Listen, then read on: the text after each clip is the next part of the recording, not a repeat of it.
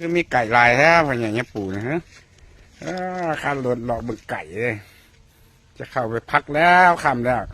วันนี้อากาศก็หนาวพรุ่งนี้ก็วันพระใหญ่แล้วได้หลวงปู่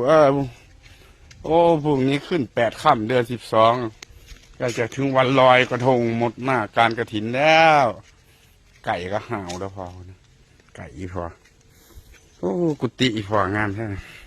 อีพอครับวินแทรกกิ่งนะสมุนอากาศหนาว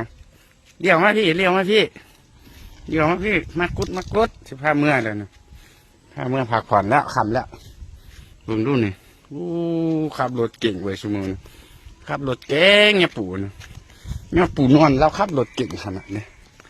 เนี่ยปู่นวลขับรถเก่งคือว่าถอยหลังน้ำบ่ทันพอเลยพอขับเก่งขนาดเลยหลวงปู่นี่ไปนี่ปลากันน้ำก้นเพิ่นได้เห็นวินแซ่เข่าสะพาน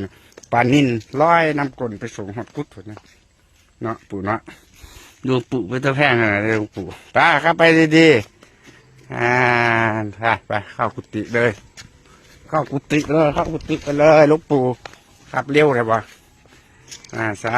ธุหลวงปู่ขับเก่งเลยมัน